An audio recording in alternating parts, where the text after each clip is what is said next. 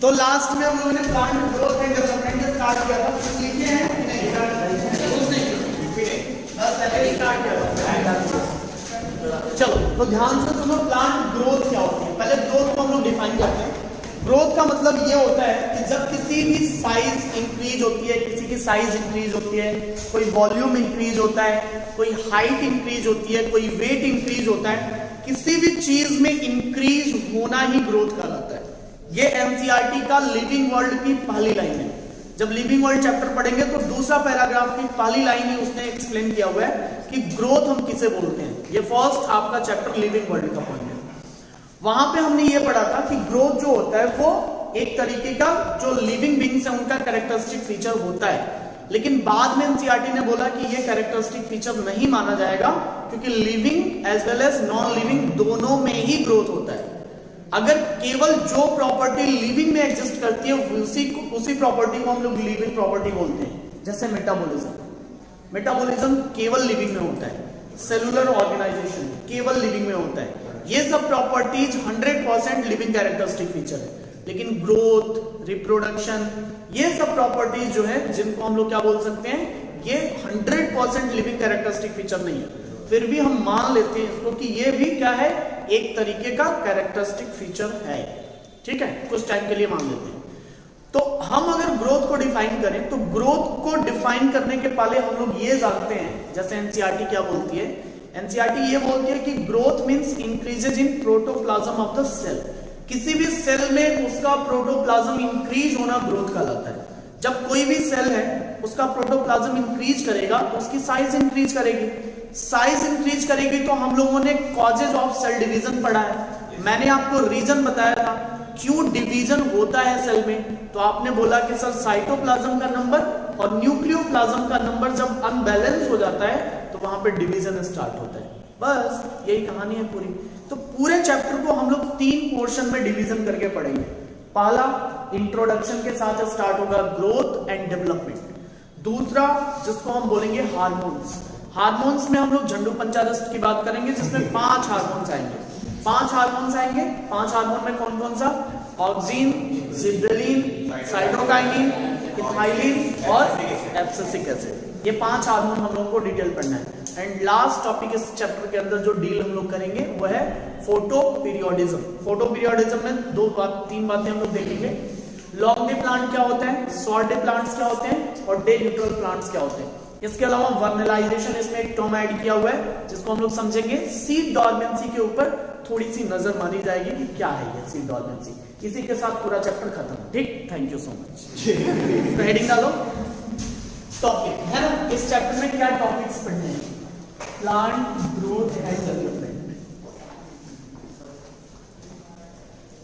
तो इसमें टॉपिक हम लोग लिख लेते हैं ताकि हमें पता रहे क्या क्या चीजें हैं। टॉपिक्स में आप लिख लीजिए।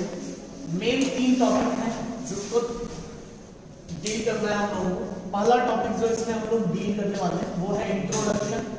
इंट्रोडक्शन के साथ ही स्टार्ट होगा इसमें ग्रोथ एंड डेवलपमेंट। तो इंट्रोडक्शन किस लेवल पे हमें करना है? ग्रोथ के लेवल पे एंड डेवलपमेंट के लेवल पे। ये हमें समझना है। ठीक है, तो ये इंट्रोडक्शन में इंक्लूड हो जाएगा। दूसरा जो हम लोग टॉपिक डील करेंगे वो होगा आपका फाइटोहार्मोन्स। फाइटोहार्मोन्स में हम लोग पीजीआर के बारे में बात करेंगे। पीजीआर क्या है? प्लांट ग्रोथ रेगुलेटर्स, है ना। एंड लास्ट में जो बातें हम सीखने वाले हैं वो है फोटोपीरियोडिज्म। फोटो मतलब सेल्फी। सेल्फी का क्या पीरियड है ना। किस टाइम पे सेल्फी लेना अच्छा रहेगा, किस टाइम पे सेल्फी लेना नहीं अच्छा रहेगा, ये हमें सीखना है। Photoperiodism and vernalization. तो ये बातें हमको सीखनी है बेटा इस चैप्टर में। चलिए, तो अब हम लोग स्टार्ट करते हैं। पहले तो हम ये समझने की कोशिश करते हैं कि डेवलपमेंट और ग्रोथ क्या 2 चीजें हैं क्या। क्यों इसको एनसीईआरटी ने 2 बातें लिखी? ग्रोथ एंड डेवलपमेंट तो हमें एक नजर आता है। ग्रोथ हो रहा है, डेवलपमेंट हो रहा है, यही तो है ना। तो डेवलपमेंट को अलग क्यों पढ़े और ग्रोथ के साथ इसका क्या रिलेशनशिप है? क्यों हम ग्रोथ के साथ इसको लिखे? हमने बोला ग्रोथ हो रहा है तो हमने बोला डेवलपमेंट हो रहा है, हो गई बात खत्म। थोड़ा सा अगर मैं समझाऊं आपको तो आप ये समझ लीजिए, डेवलपमेंट का मतलब ये होता है बेटा, नंबर ऑफ सेल्स के साथ साथ क्या होंगे, जब सेल्स इंक्रीज करेंगे उनका नंबर इंक्रीज करेगा, तो इसी के साथ साथ डिफरेंशिएशन भी होता है। मैंने आपको बताया था, कोई बंदा चला गया जंगल में जाके घर बना लिया, है ना, तो वहां पे केवल नंबर ऑफ घर्स नहीं इंक्रीज हो रहे थे, हर एक घर का एक स्पेसिफिक फंक्शन भी हो रहा था, तो वो डिफरेंशिएशन है। मतलब बॉडी में केवल सेल्स डिवाइड करते जाए, ना कोई किडनी बने, ना कोई कुडना बने, ना कोई हार्ट बने और ना कोई आईज बने। सोचिए कितना मजा है। कोई स्पेसिफिक फंक्शन होगा नहीं, सब आओ सनम जाओ सनम के जैसे हो जाएगा, फिर कुछ पता ही नहीं चलेगा बॉडी में क्या हो रहा है। तो यहाँ पे डिफरेंशिएशन स्टार्ट होता है, कहानी शुरू होती है एक जाइगोट से और जाती है मल्टी सेलुलर ऑर्गेनिज्म तक। तो एक जाइगोट में जब यूनिसेलुलर जाइगोट होता है तो बड़े प्यार से 2 सेल्स में डिवाइड करता है, तो आपने पढ़ा होगा 2 साइड स्टेज में जाता है, फिर 4 साइड स्टेज में जाता है, फिर 8 साइड स्टेज में जाता है, फिर 16 में जाता है, उसको मॉरुला बोलते हैं। मॉरुला के अंदर डिफरेंशिएशन स्टार्ट होगा। तो हमारे कहने का मतलब ये है कि केवल नंबर ऑफ सेल्स इंक्रीज करने से कोई मतलब नहीं है, उस सेल्स का एक स्पेसिफिक फंक्शन होना चाहिए।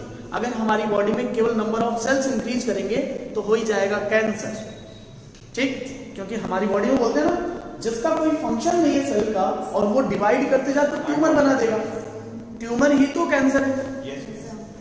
तो ये चीज हमें समझ में आती है।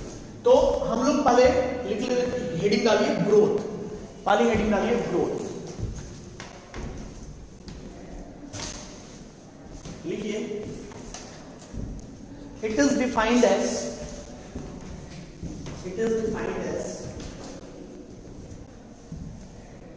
increment in size of the cell, comma shape of the cell, size of the cell, comma shape of the cell, comma number of the cell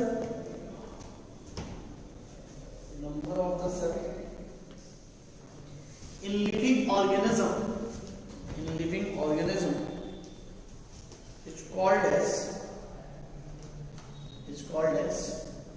growth, ये तो रही मोटी मोटी बातें जो हमने बोला कि किसी भी चीज में इंक्रीजमेंट होता है तो वो ग्रोथ कहलाता है, लेकिन ये बेस्ट एक्सप्लेनेशन नहीं है। बेस्ट एक्सप्लेनेशन क्या है, जिस तरीके से मैं सोचता हूं उस तरीके से क्या हो सकता है बेस्ट एक्सप्लेनेशन। अगर आप इसको ग्रोथ बोलते हो तो ग्रोथ को डिफाइन जब किया जाता है तो ग्रोथ के बारे में यह बोला जाता है कि ऐसा इंक्रीजमेंट जो पूरी तरीके से इरिवर्सिबल हो, इरिवर्सिबल ग्रोथ। मतलब एक बार जब कोई चीज बड़ी हो जाए तो वो फिर से रिवर्स ऑर्डर में ना आए। जैसे मान लीजिए आप इतने बड़े हो गए, अब आप कितना भी सोचो और कितना भी रो और सोचो कि 5 साल का बच्चा हो जाओगे, पॉसिबल नहीं। एक बार जब आपकी बॉडी बढ़ गई तो बढ़ गई, उसके बाद आप कितना भी कोशिश कर लीजिए ना, मुंडी काट दो, पैर काट दो, जिंदा ही नहीं रहोगे। तो साइज छोटी नहीं होनी है। हम लोगों में क्या है, प्रॉपर ग्रोथ होता है।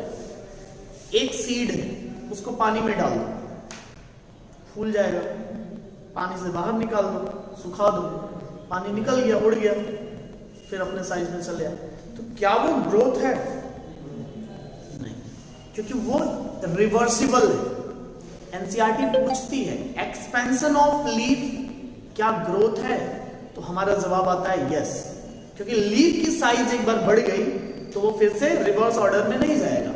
लेकिन उन्होंने फिर दूसरा एग्जांपल दिया है ग्रोथ के लिए कि क्या स्वेलिंग ऑफ फूड भी ग्रोथ है, तो आपका जवाब आएगा नहीं।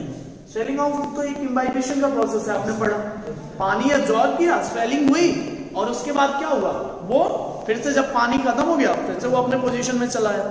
तो हमें यह समझ में आता है कि ग्रोथ एक ऐसा फिनोमेना है, एक ऐसा कंडीशन है जो कंप्लीटली इरिवर्सिबल है। तो ये हमारा बेस्ट एक्सप्लेनेशन होगा ग्रोथ के लिए कि ऐसा कंडीशन या ऐसा फिनोमेना जो कंप्लीटली क्या हो, इरिवर्सिबल हो, उसको मैं बोलता हूं बेटा कि वो पर्टिकुलर लिविंग की ग्रोथ है। किसी भी लिविंग ऑर्गेनिज्म में जब एक बार ग्रोथ हो जाती है तो रिवर्स ऑर्डर में नहीं आता है। बात समझ में आ रही है? पक्का क्लियर है? तो लिखिए नेक्स्ट पॉइंट, ग्रोथ। ग्रोथ को डैश देके लिखना। Growth is irreversible change in the size, irreversible change in the size or volume of cell organ,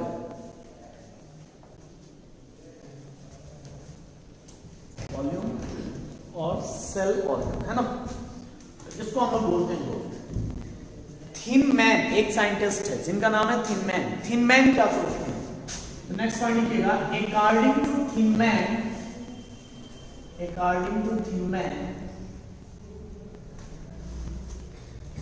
growth is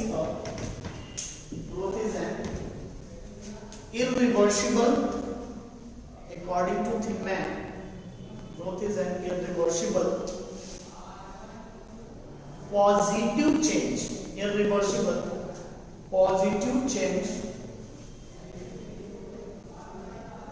positive change in the size of living organism,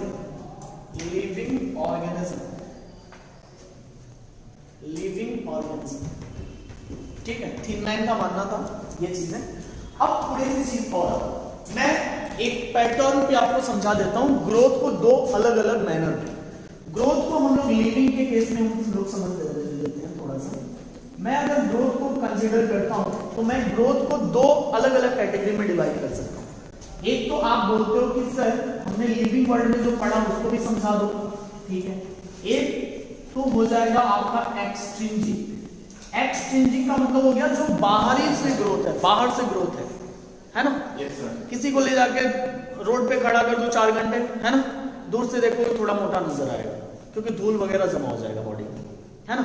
लेकिन वो हमेशा मोटा नजर नहीं आएगा। आप उसको ना ले जाके गंगा स्नान करा दो, फिर वो अपने सेम साइज में आ जाएगा। मतलब क्या? जब उसके बॉडी के ऊपर एक लेयरिंग हो गई धूल की, डस्ट का, तो थोड़ा सा दिखने में लग रहा है हेल्दी है, लेकिन आपको क्या पता है कि धूल जमा करके वो मोटा हो गया है कि नहीं? मैंने बोला ना कि भगवान को लोग मानते हैं, भगवान को लोग पूजा करते हैं, वो शिवलिंग बना करके तो बोलते हैं कि वो अपने आप नहीं बड़े हो जाएंगे, उनके ऊपर भी धूल जमा होता है, बारिश की बूंदें पड़ती हैं। आप 15 साल से उस पत्थर की मूर्ति को बाहर रखे हो तो उसमें चीजें लेयरिंग होगी कि नहीं, उसमें कोई डिपोजिशन होगा कि नहीं? तो चीजें वहां पे धूल उड़ के आ रही है, बैठ रही है, वहां पे अलग अलग तरीके के इंटरेक्शंस हो रहे हैं, है ना? ओस की बूंदें वहां पे पड़ रही हैं, बारिश की बूंदें पड़ रही हैं, सब कुछ तो हो रहा है। तो जाहिर सी बात है कि एक लेयर बन जाएगा। तो वो इंक्रीज होना, है ना, वो इंक्रीज होना बेटा रिवर्सिबल है, फिर से वो छोटा हो सकता है, ठीक? क्योंकि आप उसको छोटा करोगे तो ये नहीं बोलेगा नहीं हम तो बड़े हो गए, हम क्या नहीं छोटा, वो कुछ भी नहीं बोलेगा। लेकिन आपको क्या किया जाए, कहा जाए कि 2 हाथ कटवा लो, थोड़ा सा छोटे हो जाओ, मुंडी कटवा लो, थोड़ा सा साइज छोटा हो जाएगा, तो आप कहोगे नहीं, चलोगे दुनिया से, कहोगे ये कौन सा तरीका है छोटा होने का, थाइनॉस वाला मेथड अपनाओ ना, है ना? तो ऐसा टाइम यंत्र होता तो हम लोग भी क्या होता, चले जाते पीछे। वहां पे पॉसिबिलिटी थी, आप 10 साल पीछे चले जाते, तब 10 साल के बच्चे नजर आते आपको, तो थोड़ा सा और एंजॉय करने का टाइम होता। लेकिन वो थाइनॉस के पास ही है, तो हमारे पास तो है नहीं। तो नॉर्मली केस में तो नहीं होगा ग्रोथ। मतलब आप समझो एक्सट्रिंजिक वाली जो ग्रोथ होती है ना, वो कहाँ होती है बेटा? नॉन लिविंग में। कहाँ होती है? नॉन लिविंग में। और ये क्यों होता है? Due to deposition of matter. तो due to deposition of matter, कोई ना कोई चीज, कोई ना कोई मैटर जमा होने के कारण अगर ग्रोथ होगा तो वो कहलाएगा एक्सट्रिंजिक। और अगर मान लीजिए कि अंदर के सेल्स डिवाइड करते हैं और उन सेल्स के डिवीजन के कारण नंबर ऑफ सेल्स बढ़ता है, तो नंबर ऑफ सेल्स के बढ़ने के कारण वो जगह भी बढ़ेगी, जगह बढ़ेगा तो आपकी ग्रोथ बढ़ेगी। मतलब आपकी बॉडी में कोई डिपोजिशन नहीं हो रहा है, बल्कि आपकी बॉडी में तो सेल्स के नंबर बढ़ रहे हैं, और उस सेल्स के नंबर्स के बढ़ने के कारण आपके साइज भी इंक्रीज हो रही है। तो एक्चुअल में इंट्रिंसिक का मतलब होता है कि ये कहां होते हैं? लिविंग के अंदर। और ये लिविंग के अंदर क्यों होते हैं बेटा? Due to cellular division. Due to cellular division. तो मैं अगर समझाने की कोशिश करता हूं तो मैं लिविंग और नॉन लिविंग को बिल्कुल क्लियर कट भाषा में बोल दिया हूं कि जब बाहर से ग्रोथ होता है, जब कोई चीजें जमा होती है तो वो ग्रोथ भी एक्सचेंजिंग ग्रोथ कहलाता है, और अगर कोई चीज अंदर से सेल के टूटने के कारण बनती है तो वो ग्रोथ हमारी इंट्रिंसिक ग्रोथ कहलाती है। बिल्कुल ये बात अपने दिमाग में बैठा कर रखिएगा। नेक्स्ट ग्रोथ को, ये तो पहला तरीका।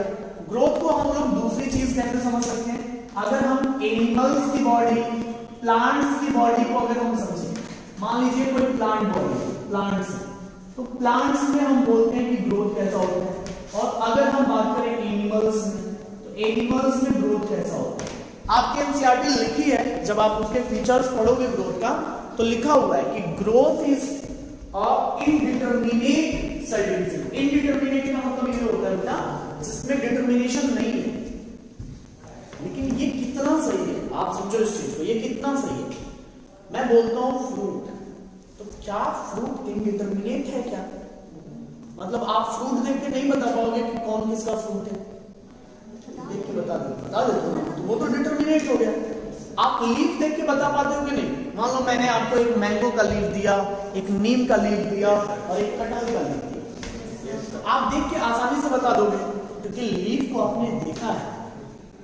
दूसरी चीज, अगर मैं आपसे बोलता हूं बेटा फ्लावर, फ्लावर अगर मैं आपको दूं, मान लीजिए मैंने आपको लोटस का फ्लावर दिया, चमेली का फ्लावर दिया और रोज का फ्लावर दिया, तो आप देख के नहीं बता पाएंगे? कल तो इसमें कंप्रोमाइज, अभी तो मौसम चल रहा है कि नहीं? तो प्लांट्स के केस में जो बातें हमको सीखनी है वो ये समझना है कि कुछ ग्रोथ यहाँ पे डेफिनेट है, कुछ ग्रोथ है जो इनडेफिनेट है।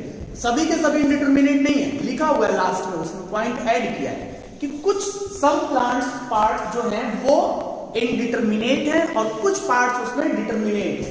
मतलब क्या है बेटा, प्लांट्स के अंदर दो तरीके का ग्रोथ ऑब्जर्व किया जाता है, एक होता है डेफिनेट ग्रोथ, एक होता है डेफिनेट ग्रोथ और एक होता है indefinite growth. Indefinite growth, definite growth में अगर हम बोले तो आपने क्या बोला सर, फ्लावर की साइज तो फिक्स है, इसके अलावा लीव्स का सरफेस एरिया भी फिक्स होता है, हम देख के बता पाते हैं। इसके अलावा आप बोलो फ्रूट, फ्रूट भी तो हमें पता चल जाता है मैंगो है कि अनार है कि नहीं, हमें देख के पता चल जाता है।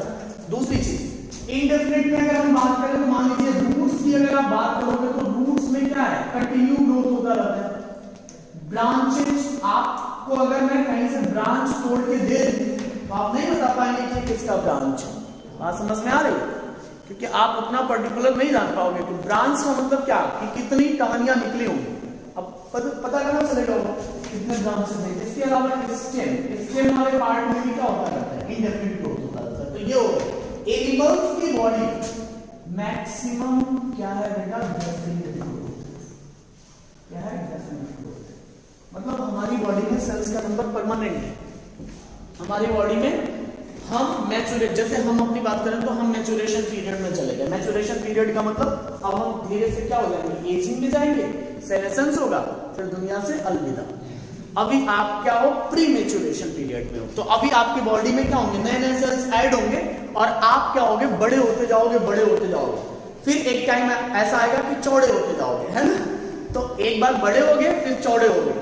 तो दो चीजें होती हैं, जब हमारी बॉडी में सेल्स ऐड होती हैं तो हमारी साइज इंक्रीज करती है।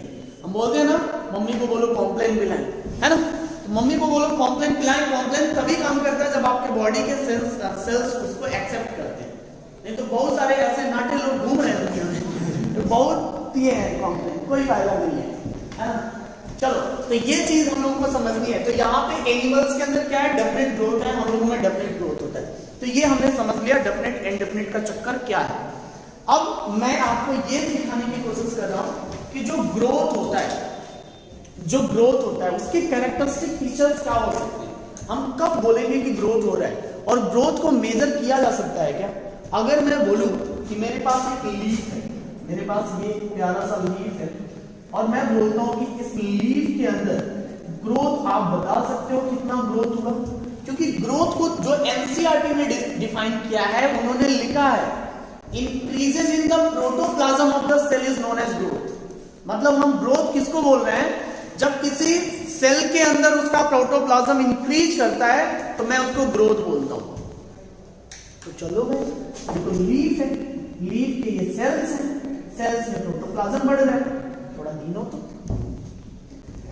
मैं अगर लीफ दे दूं और मैं बोलूं कि सेल्स के प्रोटोप्लाज्म थोड़ा तौल के बताओ कितना किलो बढ़ा, तो आप बता पाएंगे क्या? तो उन्होंने फिर लिखा उसी चीज को आगे कि इंक्रीज होना मतलब प्रोटोप्लाज्म में इंक्रीज होना ग्रोथ है, लेकिन क्या इसको मेजर कर पाना बहुत मुश्किल है। बात समझ में आ रही है? उन्होंने ये बात लिखी कि हम ये बोल तो दे रहे हैं, एनसीईआरटी में और कंफ्यूज करते हैं। उन्होंने लिखा कि प्रोटोप्लाज्म में इंक्रीज होना ग्रोथ है, लेकिन मेजर करना होगा तो आप उसको मेजर प्रोटोप्लाज्म के लेवल पे नहीं कर पाएंगे। तब आप क्या चेक करोगे? अभी देखते हैं इसका सरफेस एरिया क्या है, फिर 10 दिन बाद चेक कर लेंगे सरफेस एरिया क्या है, तो हम बोल देंगे इतना बड़ा है, या देखो इतना बड़ा है कि नहीं। तो हमने क्या चेक किया? हमने यही तो चेक किया ना, ये देखो इतना सरफेस एरिया बड़ा, तो हम सरफेस एरिया मेजर कर पाएंगे। हम क्या उसकी प्रोटोप्लाज्म लेवल पे जाके मेजर कर पाएंगे? कभी नहीं कर पाएंगे। मैं अगर बोलता हूँ स्टेम की साइज बताओ, तो स्टेम को आप नाप लेते हो ना, आपने लगाया प्लांट तो इतना बड़ा, 10 दिन बाद इतना बड़ा, तो आपने बोला इतना बड़ा प्लांट इतना बड़ा हुआ मतलब इतना ग्रोथ हुआ। किसी रस्सी उसी से सेंटीमीटर वगैरह से नाप लोगे। बात समझ में आ रही है मैं क्या बोल रहा हूं? तो ग्रोथ को नापना आसान है, लेकिन उसके लिए जो पैरामीटर हम सेट करते हैं वो भी डिपेंड करता है कि आप किस चीज पे उसको मेजर कर रहे हो। चलिए अभी आएगा वो सारी चीजें हम लोग डिटेल डिस्कस करेंगे। पहले कुछ पॉइंट लिखिए, ये लिख लियो आप लोग, हो गया नहीं? लिखिए नेक्स्ट पॉइंट लिखिए, growth is a measurable phenomena,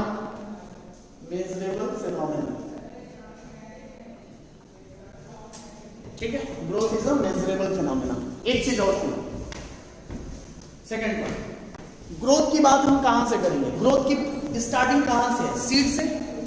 मतलब प्लांट कहां से बनता है? सीड से। एक जर्नी समझ लेते हैं थोड़ा सा सीड का, क्योंकि आपकी एनसीईआरटी में इंट्रोडक्शन में वही बढ़िया सा एक सीड लगाया तो इसमें से प्लांट निकाला है।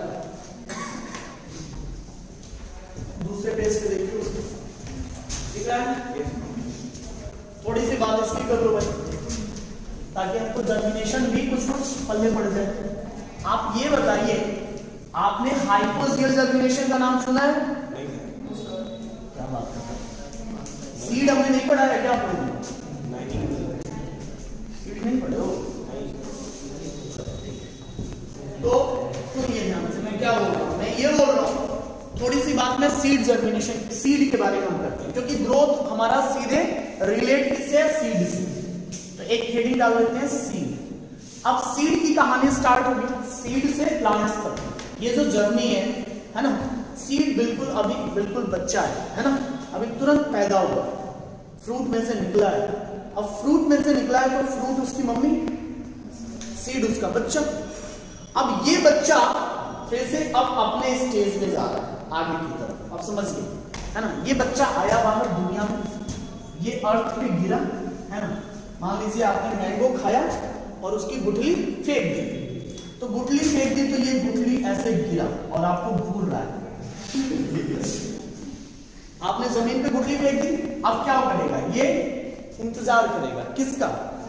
पानी वानी का, बारिश का। मौसम आया, थोड़ा सा पानी वानी कोई पिलाए, नहीं तो हम तो चल ही देंगे दुनिया से। तो मान लीजिए पानी वानी फेवरेबल कंडीशन आ गया। अच्छा, जब तक वो चुपचाप सोया रहता है, कोई ग्रोथ नहीं रिस्पॉन्ड करता है, उसको बोलते हो सीड डॉर्मेंसी। मतलब वो अपने अंदर के मेटाबॉलिज्म को चुपचाप करके बैठा हुआ है। क्या ढूंढ रहा है? Favourable condition. फेवरेबल कंडीशन मतलब पानी चाहिए, न्यूट्रिएंट्स चाहिए, सारी चीजें चाहिए ना।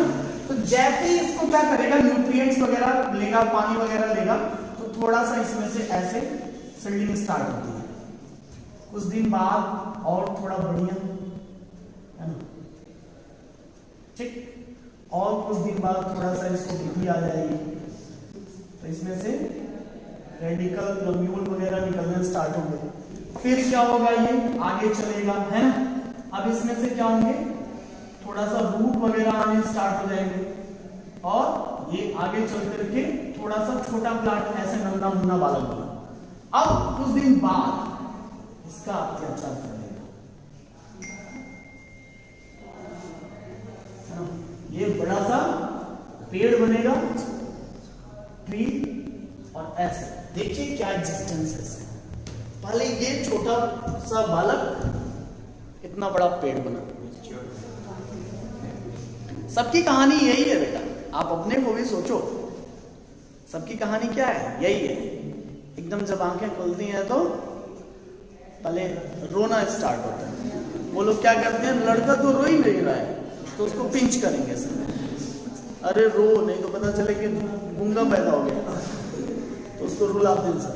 तो लड़का रोता है, वो भी क्या रो, अब तो लड़के पैदा हो रहे हैं तो सीधे, मतलब कोई भी बच्चा पैदा हो रहा है तो सीधे आईसीयू में जा रहा है, वो भी आंख खोल रहा है तो देख रहा है नर्स मैडम है यहाँ पे,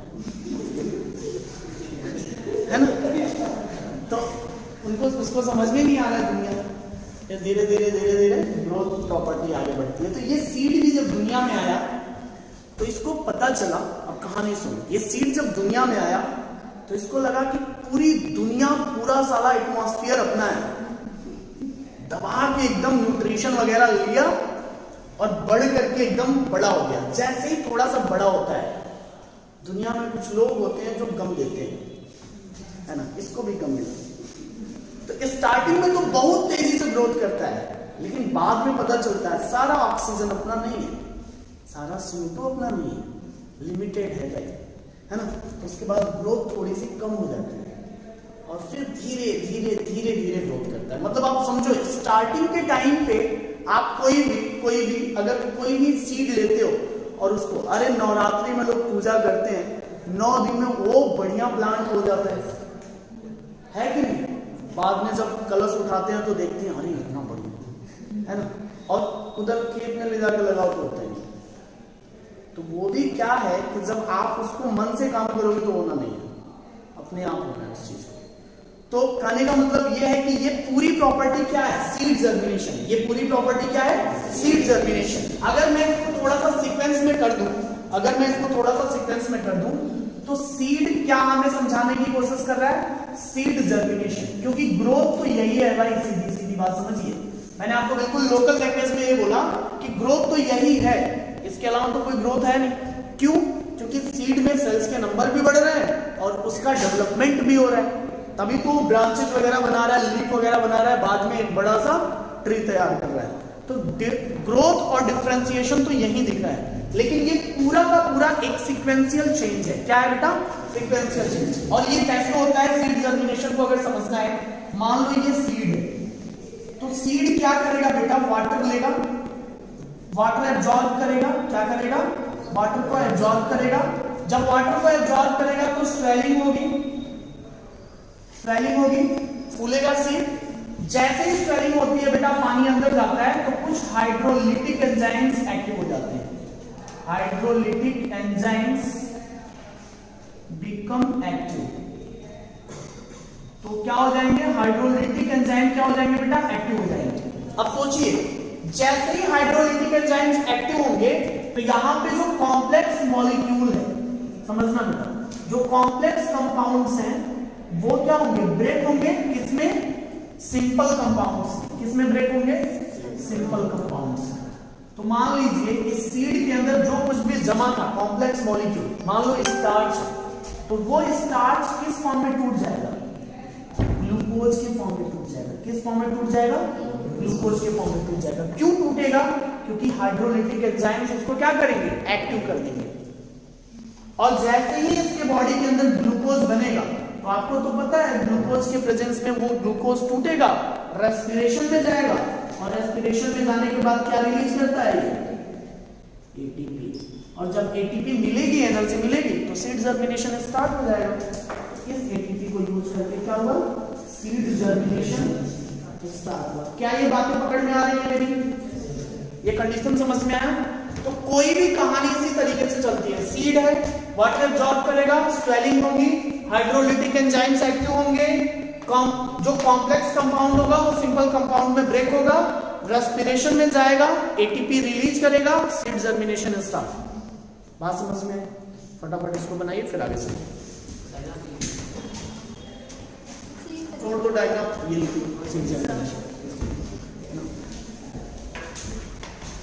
डायग्राम बनाइए, केवल ये लिख लीजिए सीड जर्मिनेशन की steps.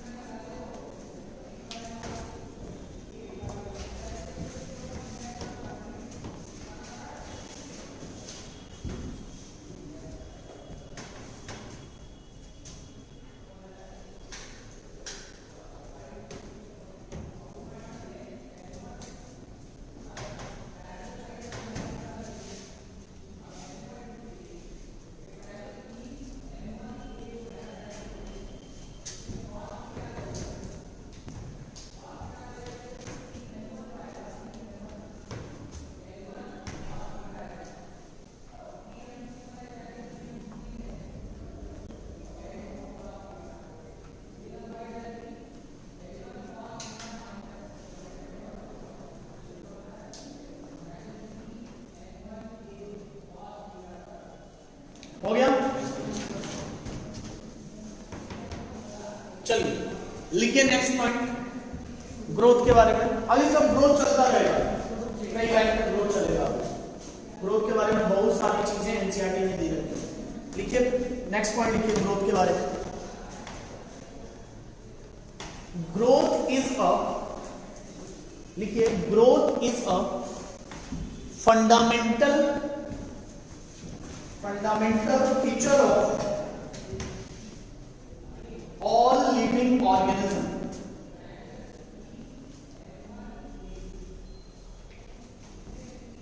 Fundamental feature of all living organism. अच्छा, फिर नेक्स्ट क्या लिखी है एनसीईआरटी कि जो ग्रोथ होता है, नेक्स्ट पॉइंट क्या लिखी है, ग्रोथ जो होता है वो कैसा फिनोमेना है बेटा? कॉन्स्पिक्यूअस। कॉन्स्पिक्यूअस का मतलब क्या होता है? कॉन्स्पिक्यूअस मतलब क्या होता है? आपने एक टर्म सुना था ब्रायोफाइटा, जब पढ़ा होगा प्लांट किंगडम तो आपने पढ़ा होगा इनकॉन्स्पिक्यूअस, पढ़ा? एल्गी ब्रायोफाइटा तुम लोग पढ़े तो वहां पे नहीं पढ़े इनकॉन्स्पिक्यूअस, तो कैसे चैप्टर खत्म हो गया फिर?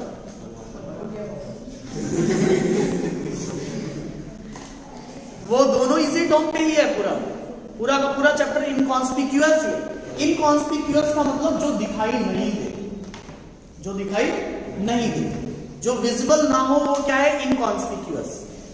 हम एल्गी बोलते हैं तो एल्गी में हमें कोई रूट, कोई सूट कुछ दिखाई नहीं देता, लेकिन वो प्लांट है फिर। तो ऐसे जो पार्ट दिखाई नहीं देते हैं, ऐसी चीज जो दिखाई नहीं देती है, वो इनकॉन्स्पिक्यूअस है। तो मैं बोल रहा हूं कॉन्स्पिक्यूअस मतलब क्या? दिखाई नहीं देता। तो ग्रोथ कैसा है? कॉन्स्पिक्यूअस। मतलब ग्रोथ हमें पक्का, प्लांट बढ़ता है तो दिखता है ना। एक बच्चा घर में पैदा हो, छोटा सा बड़ा होता रहेगा तो दिखाई देगा ना, उसको भले से नहीं पता चले। आप मिरर के सामने रोजाना देखो, आपको नहीं पता चलेगा कितना ग्रोथ हुआ आपको, लेकिन अपने बचपन का फोटो लेके देखो तो पता चलेगा, अच्छा हम ही हैं। अरे ऐसे भी थे। मॉस्किटो को बचपन का फोटो दिखाओ उसको, या तुम ही हो बाबू, तो मॉस्किटो पहचान नहीं पाएगा बचपन में वाला। चलो तो लिख लो next point, growth is a conspicuous, मतलब ब्रैकेट में लिख लीजिएगा विजिबल, विजिबल प्रॉपर्टी। मैं और क्या बोलता हूं? मैं ये बोलता हूं कि ग्रोथ के लिए दो चीजें जरूरी है। क्या चीजें जरूरी है? एक तो एनाबोलिज्म, कोई चीज बननी चाहिए, और एक कैटाबोलिज्म, कोई चीज टूटनी चाहिए। अरे ये टूटेगा नहीं तो एटीपी कैसे बनेगा? और एटीपी नहीं बनेगा तो नई चीजें कैसे बनेंगी? प्रोटोप्लाज्म आपका कैसे बढ़ेगा? कोई चीज कैसे इंक्रीज होगी? नए सेल ऑर्गेनेल्स कैसे बनेंगे? नई नई चीजें उसमें ऐड कैसे होंगी? कहने का मतलब ये है कि ज्यादा क्या होना चाहिए। मतलब एनसीईआरटी लिखती है कि कभी भी जब ग्रोथ होता है तो दो चीजें इन्वॉल्व होती है। पहला क्या होता है? कैटाबोलिज्म। पहला क्या होता है? कैटाबोलिज्म, मतलब चीजें टूटती हैं। और दूसरा क्या होता है बेटा? एनाबोलिज्म। दूसरा क्या होता है? चीजें ऐड होती है, तो चीजें ऐड होंगी, चीजें टूटेंगी। जब कोई चीज टूटती है तो कुछ नया प्रोडक्ट बनता है। पिछले वाले टर्म्स में तो यही पढ़ा था ना एम्फीबोलिज्म में। अरे जब फैट टूटा तो ग्लिसरॉल बना, बात समझ में आ रही है। लेकिन ग्रोथ के लिए ज्यादा क्या चाहिए, कैटाबोलिज्म की एनाबोलिज्म?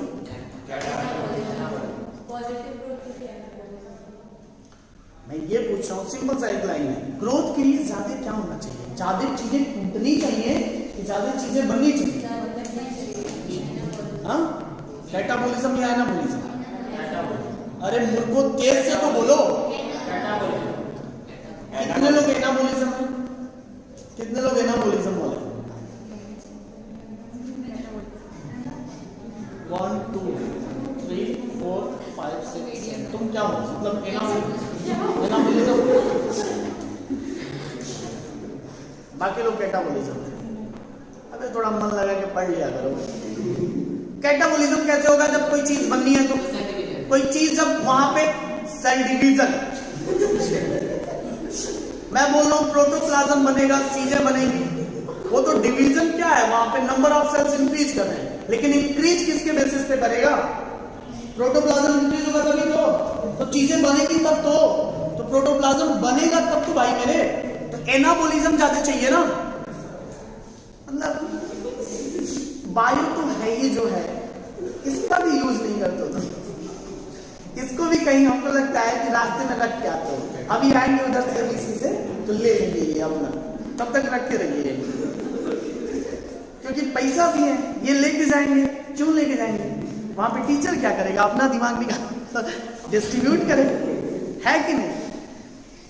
तो सब कुछ मतलब क्लास के साथ साथ ये भी निकाल के बांट दो भाई। अरे थोड़ा सा यूज करो, ये भगवान ने दिया है ना। आइंस्टीन 7% यूज करते थे, हम लोग तो लगता है माइनस में भी नहीं यूज करते। क्या करोगे बच्चा के बाद में 60 साल बाद चल दोगे दुनिया से, तो इसका यूज करो। भगवान ने दिया है ना, 1400 सीसी लेके घूम रहे हो तुम लोग, 220 सीसी की गाड़ी इतना हैवी हो जाती है, और 1400 सीसी की क्रैनियल कैपेसिटी वाला ब्रेन किसी काम का नहीं है। कमाल की चीज है। तो चीजें क्या होंगी? ज्यादा एनाबोलिज्म होगी। क्या होंगी बेटा? ज्यादा एनाबोलिज्म होगा, ठीक है? क्योंकि जब चीजें ज्यादा बनेंगी तभी ग्रोथ ज्यादा होगा। बात समझ में आई? तो लिखिए फॉर ग्रोथ, नेक्स्ट वन लिखिए, for growth both catabolism and anabolism takes place, but bracket के अंदर लिखिएगा, but more common is anabolism, but more common is anabolism। तो ज्यादा कॉमन क्या होगा बेटा? एनाबोलिज्म। अच्छा, नेक्स्ट पॉइंट लिखिएगा, ग्रोथ एक कैसा फिनोमेना है? मेजरेबल, क्वांटिटेटिव फिनोमेना है। कैसा फिनोमेना है? क्वांटिटेटिव, मतलब जिसको आप मेजर कर सकते हो। तो लिखिए next point, growth is a measurable phenomena. Growth is a measurable phenomena, मतलब एनसीईआरटी ने इसको क्या लिखा है? क्वांटिफाई। क्वांटिफाई का मतलब आप वहां पे क्वांटिटीज की गिन सकते हो। एग्जांपल में क्या लिखा उन्होंने? Expansion of leaf. तो एग्जांपल में लिख लीजिएगा इसमें expansion of leaf, expansion of leaf. और दूसरा क्वेश्चन उसी में ऐड कर दिया है, स्वेलिंग ऑफ वुड। अब पूछा है क्या ये ग्रोथ है? तो आप वहां पे लिख देंगे नहीं, ठीक है? तो देख लीजिएगा उसी में दिया हुआ है। तो ये चीजें। अब कुछ स्पेसिफिक फीचर्स के बारे में बात करते हैं, है ना? ये ग्रोथ के बारे में जनरल बातें हैं। अब हेडिंग डालिए स्पेसिफिक फीचर्स ऑफ, हेडिंग डालिए specific features of growth. Next heading डालिए स्पेसिफिक फीचर्स ऑफ ग्रोथ, ठीक है? स्पेसिफिक फीचर्स ऑफ ग्रोथ में क्या चीजें आती हैं? पहला पॉइंट है इसमें स्पेसिफिक फीचर में कि plant growth is open. Open का मतलब क्या होता है? दिखाई देता है, मतलब यहाँ पे एक गमला लाके रख दे तो आपको दिखाई देगा, एक सेल ऐड हुआ, दूसरा सेल ऐड हुआ, तीसरा सेल ऐड हुआ। क्या बोलना है? दिखाई, क्या दिखाई देगा? ऐड होते हुए दिखाई देगा। प्लांट ग्रोथ इज ओपन, मतलब न्यू सेल्स जो होंगे वो through out the year add होते रहेंगे। ओपन का मतलब क्या होता है कि जब तक वो प्लांट एग्जिस्ट करेगा उसमें नए सेल्स ऐड होते जाएंगे। क्लियर? इसको हम लोग क्या बोलते हैं? ओपन। हमारी बॉडी में क्या है बेटा? क्लोज्ड। क्लोज्ड का मतलब ये होता है कि हम मैच्योर होने के बाद, जैसे मान लो मैं अपनी बात करूं तो अब मेरे में नंबर ऑफ सेल्स ऐड तभी होंगे जब रिपेयर करना हो, कोई कहीं पे कुछ टूट फूट गया तो वहां पे नए सेल्स चाहिए तो वहां पे ऐड होंगे। लेकिन अभी के लिए क्या है? बस हो गया जितना ग्रोथ होना, अब लेटरल ग्रोथ होगा।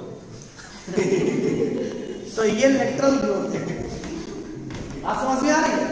तो सबकी जिंदगी में होना है, इतना हंसो नहीं, ऐसे लग रहा है कि अमृत पी जाए। तो क्या होना है कि सबकी जिंदगी में एक बार लेटरल ग्रोथ स्टार्ट होता है, एक बार लेंथ वाइज ग्रोथ स्टार्ट होता है। तो हम लोग ये पढ़ते हैं कि जो प्लांट के अंदर ग्रोथ है वो कैसा है? ओपन। कैसा है बेटा? ओपन। तो लिखिए नेक्स्ट पॉइंट, प्लांट ग्रोथ, पहला पॉइंट लिखिएगा, plant growth is open. Plant growth is open, bracket में लिखिए, new sales added throughout the life. New cells being added throughout the life. Next point लिखिए, plant growth is localized. Plant growth is localized. Plant growth is localized. क्या मैं बोलने की कोशिश कर रहा हूँ? localized का मतलब जहाँ मैजिक फिशिंग होगा वहीं पे ग्रोथ होगा। सर जहाँ पर मैजिक फिशिंग होगा वहीं कहाँ नाम करो? कहाँ नाम? अरे एनाटॉमी पढ़े हो? थोड़ी तो उसकी इज्जत रख लो एनाटॉमी की। कहाँ नाम पे होता है? एपिकल और इंटरकैलरी और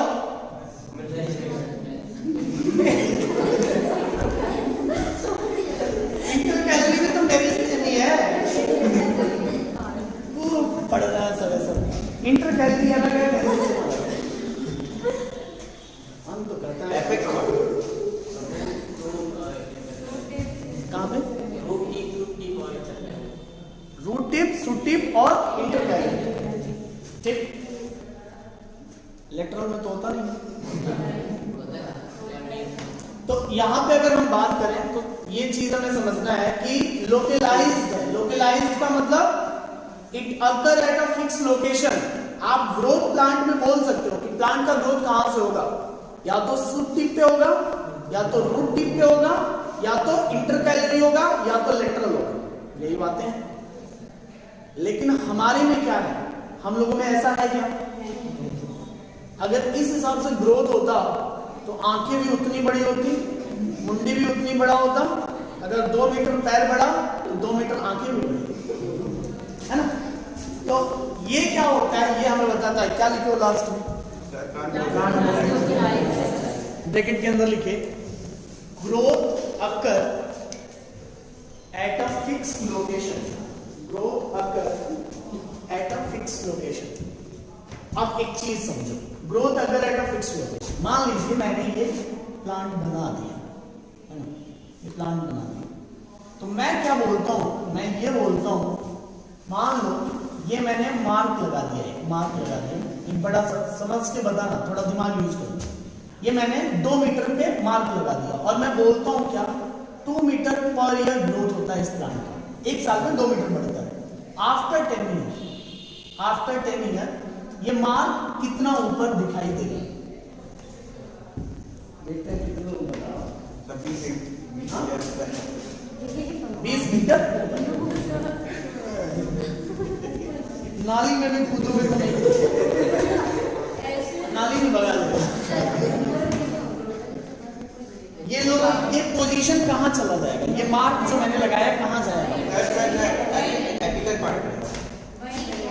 मार्क वहीं पे रहेगा कि चेंज हो जाएगा? मार्क हमेशा बेटा वहीं पे रहेगा। क्यों ऐसा होगा? क्योंकि इसमें ग्रोथ तो यहां हो रहा है ना, ये तो ऊपर भागेगा, ये लेके इसको थोड़ी ना भागेगा। तो तो ये मार्क हमेशा अपनी जगह पे रहता है, ये चीज समझिएगा, मार्क ऊपर नीचे नहीं होगा। आप अगर मार्क लगा देते हैं, आप प्लांट को ये करके देख सकते हो, प्लांट पे कहीं मार्क लगा देना, उसकी जो ग्रोथ होती है वो एपिकल से होता है। इसीलिए मैं बोल रहा हूं ये ऊपर जाएगा ये नीचे आएगा, तो ये पोजीशन तो यहाँ फिक्स है, ठीक है। मान लो ये कोई बच्चा पैदा होगा और उसका स्टमक ये है, उसका स्टमक ये है, तो अब ऐसा मतलब प्लांट्स के हिसाब से क्या होता है, ये इतना बढ़ जाता अगर वो बड़ा होता तो, और स्टमक उसका उतना ही होता और ये भी इतना बढ़ जाता। तो ये पॉसिबिलिटी है, मतलब बच्चा का ये बढ़ रहा है वो बढ़ रहा है, मतलब दोनों साइड बढ़ रहा है और जो स्टमक है उतना ही बराबर है। ऐसा नहीं है ना, हम लोगों में ग्रोथ कैसा होता है, ये देखो ये हुआ, अगर ये थोड़ा सा बढ़ा तो स्टमक भी थोड़ा सा बढ़ जाएगा, ये देखिए ऐसा। प्लांट्स में क्या हो रहा है, ये ऊपर जा रहा है ये नीचे आ रहा है, ये अपने पोजीशन पे मार्क जो लगाया फिक्स है। तो मार्क जो आप लगाओगे वो कभी भी चेंज नहीं होगा, क्यों? क्योंकि ग्रोथ तो दो पोजीशन पे हो रही है, टिप पे, और अगर टिप पे हो रही है तो उसका मार्क से क्या लेना देना है, बात समझ में आई क्या? इसीलिए तो मैं बोल रहा हूं कि लोकलाइज्ड है। क्लियर हुआ मेरी बात? पक्का?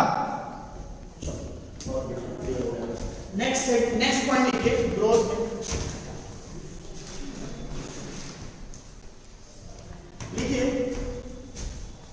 Growth is measured by the help of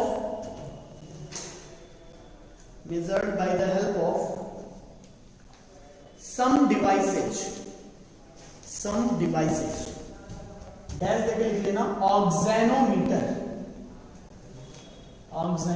ये वो डिवाइस है जिसको हम लोग यूज करते हैं। एनसीईआरटी ने इसके बारे में कोई जिक्र नहीं किया, क्वेश्चन आपका नहीं पूछेगा, नाम पूछ सकता है। तो आपको ऑक्सेनोमीटर बनाना नहीं जरूरी है, ये नाम जानना जरूरी है, क्योंकि उसको कुछ लोग थर्मामीटर मान लेंगे, पता चले स्टेथोस्कोप भी मान लेंगे, उसी से हार्ट रेट नाप देंगे। तो इसलिए ऑक्सेनोमीटर याद रखिएगा। मान लीजिए मेरे पास ये प्लांट है, ऐसे बस थोड़ा सा समझ लो, ये प्लांट है, ये लीफ है ना, यहाँ पे मैंने एक रस्सी बांध दिया, ध्यान से देखो, एक रस्सी बांध दी, और यहाँ पे मेरे पास एक पुली है ना, इस पुली के ऊपर मैंने ये मीटर लगाया हुआ है, इस मीटर पे कुछ ऐसे नंबर्स हैं, और ये इसका क्या है, पॉइंटर है। मैंने क्या किया, इसको इस रस्सी को बांध के इस पे लटका दिया और इसमें डाल दिया वेट, क्या लगा दिया, वेट। अब क्या होगा, ये बिल्कुल आपने टिप पे बांधा, ये ऊपर की तरफ ग्रोथ करेगा, जब ये ऊपर की तरफ ग्रोथ करेगा तो रस्सी क्या होगी, नीचे की तरफ आएगी, जब रस्सी नीचे की तरफ आएगी तो पॉइंटर घूमेगा। तो आपको पता चल गया ना, मान लीजिए यहाँ पे था स्टार्टिंग में, पॉइंटर यहाँ आ गया, तो आपने बोला ना इतना ग्रोथ हुआ, समझ में आया? ऐसे नापते हैं प्लांट की ग्रोथ को। ऐसा नहीं करेंगे कि लीफ निकाल के लाएंगे, प्रोटोप्लाज्म खींचेंगे उसमें से बैठेंगे, है ना, प्रोटोप्लाज्म कहाँ है, मिलेगा नहीं। तो इसलिए हम लोग क्या करते हैं, उसको एक स्पेसिफिक तरीका अपनाते हैं, उस पर लेंथ को नाप लेते हैं, उसके सरफेस एरिया को नाप लेते हैं, अलग अलग चीजें मेजरेबल करने वाली। बात समझ में आ रही है? तो बस एक लिख लीजिएगा इसमें, बाय द हेल्प ऑफ ऑक्सेनोमीटर। हो गया ये, बाय द हेल्प ऑफ ऑक्सेनोमीटर। अब इसके अलावा सिस्मोग्राफ भी होता है, बहुत सारी टेक्निक्स होती हैं जिससे मेजर हम लोग करते हैं। अब जो हम लोग पढ़ने जा रहे हैं, जो एनसीईआरटी में दिया हुआ है, वो बातें हमको लिखनी है। तो एक पॉइंट लिखिए। अच्छा एक चीज सुनो, ग्रोथ जो होता है वो किस पे डिपेंड करता है, कितने टाइप्स का होता है? दो टाइप्स। कौन कौन सा? प्लांट्स में ग्रोथ कितने टाइप्स का होता है? Primary growth, secondary growth. पढ़ा है? यस। प्राइमरी ग्रोथ किन सेल्स के कारण होती है?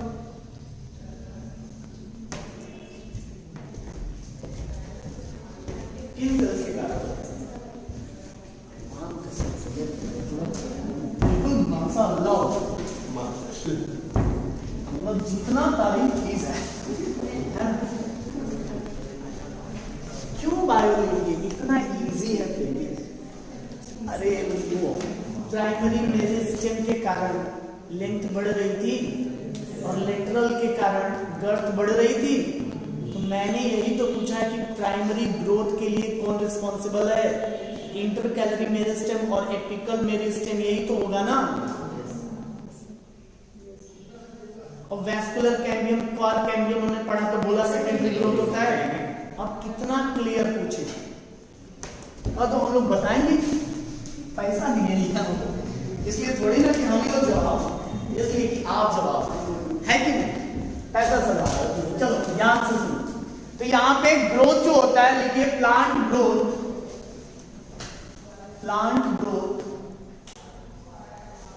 Is of 2 types. पहला होता है बेटा प्राइमरी ग्रोथ, जल्दी जल्दी लिखिए चैप्टर बड़ा है, लिखने में छोटा लग रहा है। और दूसरा होता है secondary growth.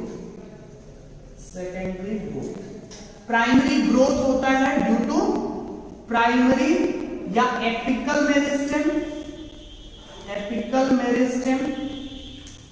And intercalary meristem. आपने बोला लंबाई बढ़ती है सर इंटरकैलरी से एपिकल से, और आपने ये बोला कि सेकेंडरी ग्रोथ तब होता है जब मैच्योर्ड प्लांट होता है, मतलब इसमें कौन डिवाइड करता है, तो आप बोलते हो लेटरल मेरिस्टेम। और बड़े प्यार से आप बोलोगे तो आप ये भी बोल सकते हो कि वैस्कुलर कैम्बियम,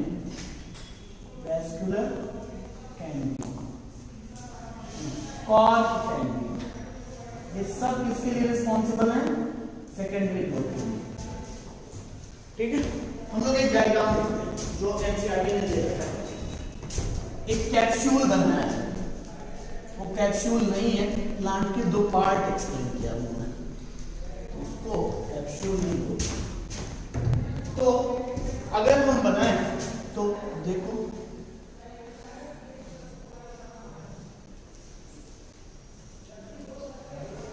ये, अगर हम देखें तो ये डायग्राम आपके एनसीईआरटी में दे रखा है, इसको मैं हाफ डिवाइड करता हूं ऐसे, और इसको मैं ऐसे डिवाइड करता हूं। ठीक है, यहां पर उन्होंने लिखा है ये एपिकल मेरिस्टेम है। ठीक, ये पोर्शन में क्या मान रहा हूं बेटा, रूट मान रहा हूं। ये पोर्शन में क्या मान रहा हूं, शूट मान रहा हूं, है ना। ये आपका हो गया रूट टिप, ये हो गया आपका रूट टिप, ये हो गया आपका शूट टिप, है ना। यहां पे आपने ये देखा है कि ये एक जंक्शन बना दिया है ऐसे, और इस बीच वाले जंक्शन को उन्होंने बोल दिया है कि ये वैस्कुलर कैम्बियम। ये क्या है, वैस्कुलर कैम्बियम। तो इसको मैं लेटरल मेरिस्टेम बोलता हूं। तो क्या बोला गया है कि ये जब इंक्रीज होगा तो गर्थ बढ़ेगा, ये जब इंक्रीज होता है रूट टिप शूट टिप तो इंक्रीज क्या होता है, लेंथ इंक्रीज होता है। ये डायग्राम बना दिया हुआ है, क्लियर, बनाइए फटाफट से।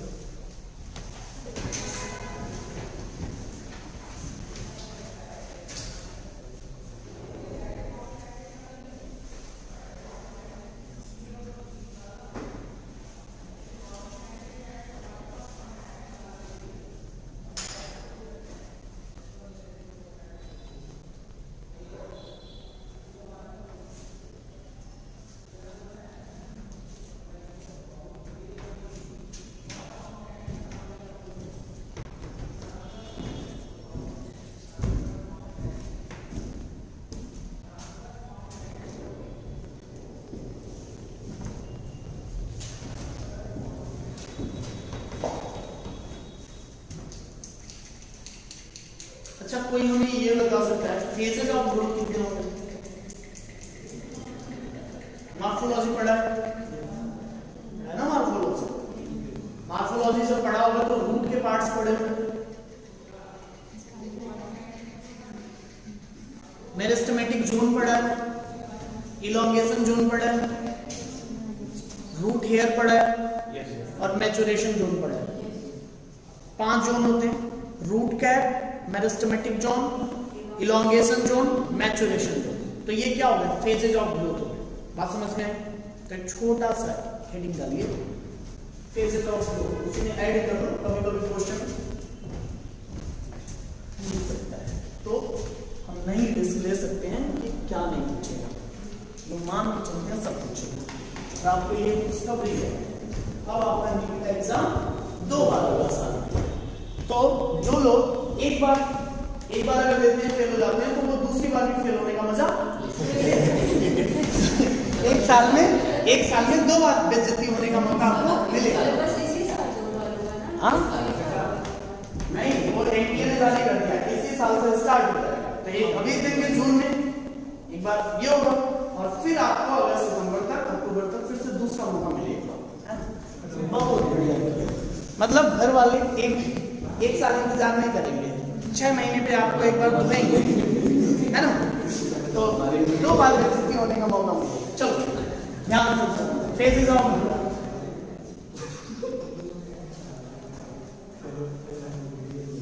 बात नहीं, अभी से इतना कुछ होने की जरूरत नहीं।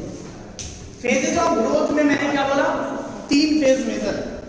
मान लो ये रूट है,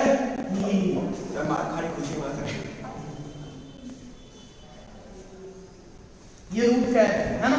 अच्छा, रूट कैट क्या सभी प्लांट्स में होगा क्या? सभी प्लांट्स में होगा? पानी वाले प्लांट्स में रूट कैट होगा? नहीं, क्यों नहीं होगा?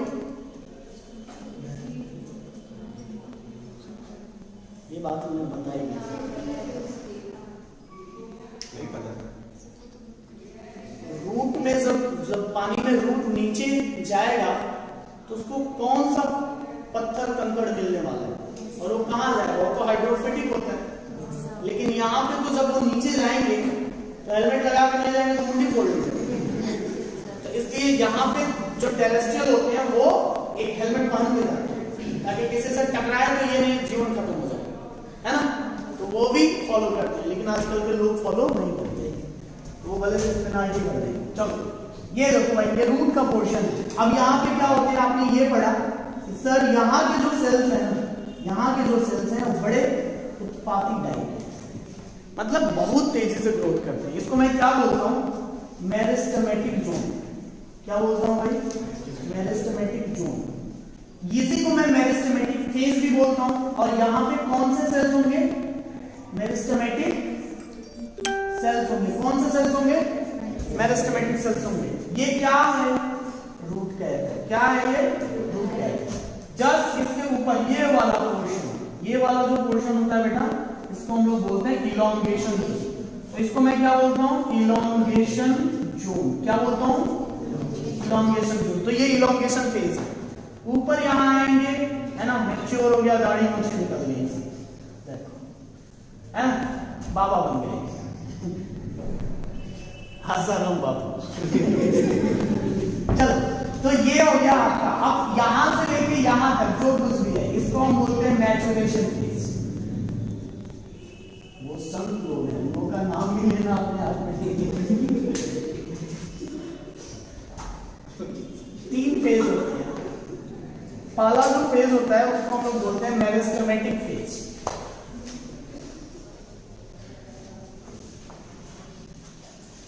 दूसरा जो फेज होता है वो होता है इलोंगेशन फेज। जल्दी जल्दी फटाफट नोट करिए, फटाफट नोट करिए, फटाफट याद करिए, फटाफट भूल जाइए बेटा, है ना। ये दिमाग में ज्यादा चीजें रखे रहोगे तो फिर व्हाट्सएप वाली बातें, फेसबुक वाली बातें भी तो याद रखनी पड़ेगी। तो इसलिए तुरंत पढ़ो, तुरंत भूल जाओ, दिमाग पे ज्यादा प्रेशर नहीं आना चाहिए। चलिए,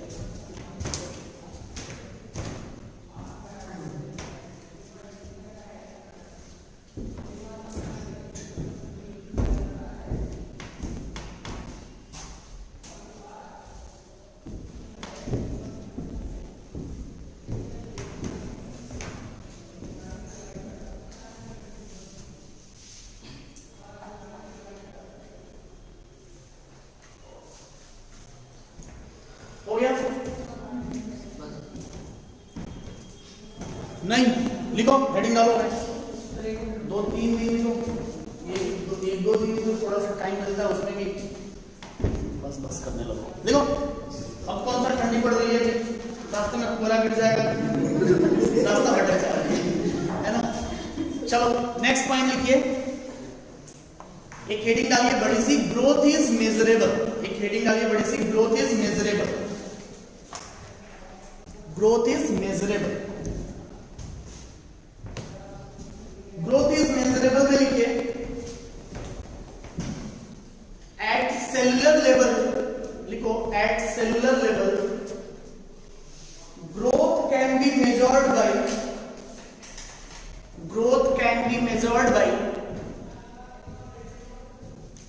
डैश देके लिखेगा increases in the amount of, increases in the amount of protoplasm,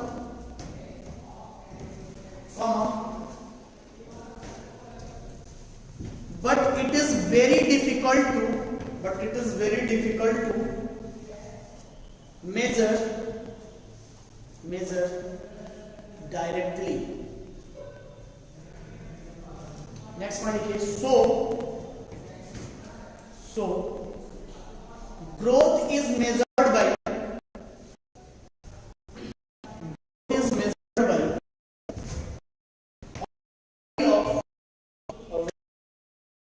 variety of parameters. NCERT की लाइन है बेटा, अच्छे से याद रखिएगा इस चीज को कि प्रोटोप्लाज्म में इंक्रीज होना ही ग्रोथ होता है, लेकिन हम उसको डायरेक्टली मेजर नहीं कर सकते। तो मेजर कैसे कर सकते हैं? अलग अलग पैरामीटर्स पे। किस पैरामीटर्स पे? तो सुनिए, डैश देके लिखिएगा। पहला पैरामीटर इसका क्या है बेटा? हम कैसे मेजर कर सकते हैं? हम उसके फ्रेश वेट में कितना इंक्रीज हुआ है ये मेजर कर सकते हैं। जैसे मान लीजिए आपने 2 सेंटीमीटर का प्लांट लिया, आफ्टर 10 डेज आपने उसको मेजर किया, तो आपने फ्रेश प्लांट लिया, फ्रेश प्लांट को फिर 10 दिन बाद मेजर किया, आपको पता चल जाएगा उसका वेट कितना हुआ। तो इंक्रीजेज, फर्स्ट लिखिएगा इंक्रीजेज इन फ्रेश वेट, तो आप उसके फ्रेश वेट से मेजर कर सकते हो कितना इंक्रीज हुआ। दूसरा मेजर करने का तरीका क्या है? Increases in dry weight. Dry weight का मतलब पानी निकाल दो फ्रेश प्लांट्स में से, आपको पता चल जाएगा बिना पानी का प्लांट का वेट कितना है। डिहाइड्रेशन, आपने उसको हाइड्रेशन कर दिया। तीसरा क्या होता है? तीसरा आप पूरे प्लांट को जला दो तो वो उसका ऐश वेट कहलाता है, लेकिन आपको करना नहीं है, एनसीईआरटी ने दिया नहीं। तो हम सीधे नेक्स्ट क्या लिखेंगे बेटा? Increases in cell number. आप ये पता कर सकते हो कि सेल नंबर कितना बड़ा है ना, कैसे? उसकी साइज देख के। ठीक है, अभी एग्जांपल से मैं बता दूंगा। डी क्या होता है बेटा? अगर मान लीजिए लीफ को अगर आपको नापना है, लीफ को मेजर करना है, तो आप क्या यहां पे मेजर करते हो? सरफेस एरिया, है ना, surface area. Surface area leaf का मेजर कर लो, आपको पता चल जाएगा। इसके अलावा मान लीजिए पॉलन ट्यूब, पॉलन ट्यूब को अगर आपको मेजर करना है, पॉलन ट्यूब मतलब पॉलन ग्रेन्स को अगर मेजर करना है, तो पॉलन ट्यूब की क्या करेंगे? लेंथ पता कर लीजिए। ये आपका पॉलन ग्रेन्स है, जब ये फीमेल प्लांट पे गिरेगा तो ये पॉलन ट्यूब जर्मिनेट होगा, कितना जर्मिनेट हुआ आपने निकाल लिया उसको। तो ये तरीके हैं जिससे हम लोग इसका ग्रोथ मेजर कर सकते हैं। अब देखिए 2-3 एग्जांपल सुनिए फटाफट जो आपके एनसीईआरटी में दे रखा है, और बड़े अच्छे से उसको सुनिएगा, क्योंकि जब क्वेश्चन आ जाता है नीट में तब हम उसको अंडरलाइन करके बोलते हैं ओ ये भी इंपॉर्टेंट है, और उसके पहले क्या छोड़ो ना, इतना क्या पूछते हैं।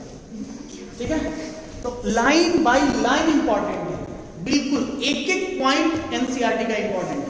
आप एनसीईआरटी से आंख मिचौली नहीं खेल सकते, नहीं तो वो खेल लेगा तो कई सालों तक खेलना पड़ेगा। इसीलिए पूरी ईमानदारी से क्या लिखा होगा उसमें एक एग्जांपल, जितने लोग घड़ी देख रहे हैं आंखें फोड़ दूंगा मैं, बता देगा। एग्जांपल में ये लिखा हुआ है कि अगर हम बात करें मेज रूट का, ध्यान से सुनना, मेज रूट का, तो उन्होंने ये लिखा है कि हर घंटे पर आवर के हिसाब से अगर हम बात करें तो हर घंटे 17,500 नए सेल्स, 17,500 नए सेल्स क्या होते हैं हर घंटे उस रूट में ऐड होते हैं। ये ग्रोथ इज मेजरेबल की बात मैं बोल रहा हूं, जो एनसीईआरटी में लिखा है। हर घंटे ग्रोथ मतलब मेज का जो रूट होता है उसमें जो सेल्स ऐड होते हैं वो कितना 17,500 ऐड होते हैं। दूसरा एग्जांपल, वाटरमेलन, तरबूज जिसको बोलते हो, गर्मी का राजा, उसमें क्या उन्होंने बोला है कि उसकी जो ग्रोथ होती है वो कितना गुना ज्यादा होती है उसके बॉडी से, लगभग 3,50,000 गुना ज्यादा होती है, 3,50,000 गुना। 17,500 इंपॉर्टेंट है, 3,50,000 इंपॉर्टेंट है, इसलिए एग्जांपल लिखिए, एग्जांपल लिखिए फटाफट। Image root apical meristem practical में लिस्ट है, डैश लेके लिखिएगा 17,500 new cells added per hour. तो लिखना 17,500 न्यू सेल्स पर घंटे के हिसाब से ऐड होते हैं। सेकेंड एग्जांपल लिखिए सेल्स इन वाटरमेलन। सेकेंड एग्जांपल लिखो सेल्स इन वाटरमेलन में increase in size by up to 3,50,000 by up to 3,50,000 times. तो इतने गुना ज्यादा 3,50,000, कई लोग 3,50,000 ही नहीं लिख पा रहे। तो तुम लोग डॉक्टर बनोगे, पैसा कैसे गिनोगे?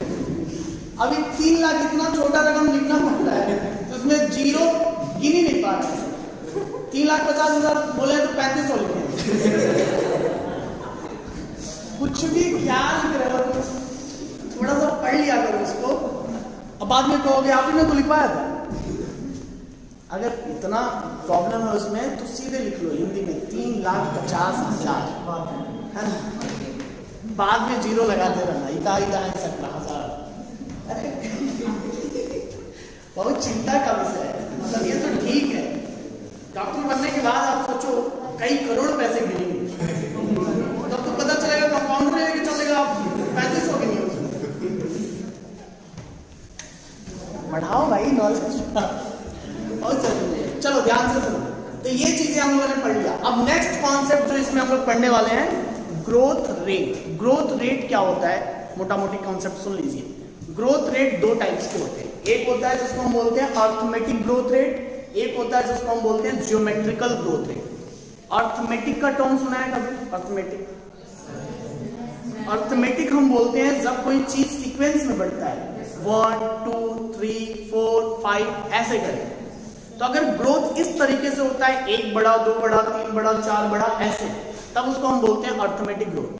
अगर मान लीजिए ग्रोथ इस हिसाब से होता है 2 2 जा 4 2 जा 6 2 जा 8 ऐसे, है ना? 2 4 8 16 32 इस तरीके से अगर ग्रोथ होता है तो ये जियोमेट्रिकल ग्रोथ रेट कहलाएगा। अब थोड़ी सी ग्राफ इसमें आती है, आपसे पूछेगा क्वेश्चन में। अर्थमेटिक ग्रोथ रेट में जो कर्व बनता है, जो ग्राफ बनती है, वो लीनियर कर्व बनता है, लीनियर बिल्कुल सीधा, क्योंकि एक एक ऐड होगा, स्लो प्रोसेस है, तो ग्राफ सीधी मिलेगी। लेकिन अगर हम बात करें ज्योमेट्रिकल में क्या होगा बेटा?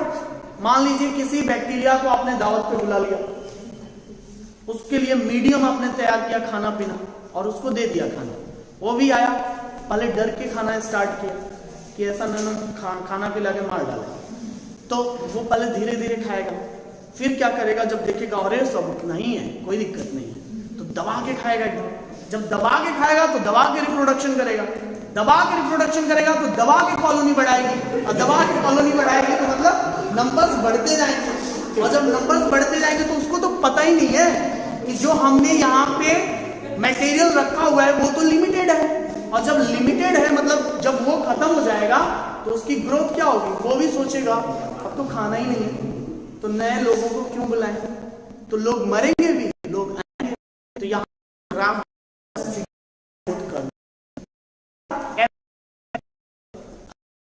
बैक्टीरिया के बारे में ये याद रखिएगा, सबसे फास्ट ग्रोथ रेट उसी का होता है। ई कोलाई बैक्टीरिया है, 20 मिनट में अपनी कॉलोनी बेटा डबल करती है, एस्चेरिचिया कोलाई। तो अक्सर करके पूछा जाता है कि अगर मुझे कोई 12th जब आप पढ़ेंगे तो ये जैसे लगेगा कि आप उसके दोस्त बन गए, बार बार वो नाम लोगे, क्योंकि हर एक टॉपिक में वो ऐड होगा। एस्चेरिचिया कोलाई, तो ई कोलाई बहुत बढ़िया बैक्टीरिया है जो कॉलोनी क्या करता है, इतना तेज बढ़ाता है कि आप सोच भी नहीं पाएंगे। तो 2 बैठा के जाओ, 20 मिनट घूम के आओ, 4 मिल देंगे आपको। 4 बैठा के जाओ, 20 मिनट बाद मिलो, 8 मिलेंगे, ऐसे हाय बाय करते, है ना? तो आप सोचो इस चीज को, बहुत अच्छी चीज है। चलिए कल हम लोग पढ़ेंगे इसका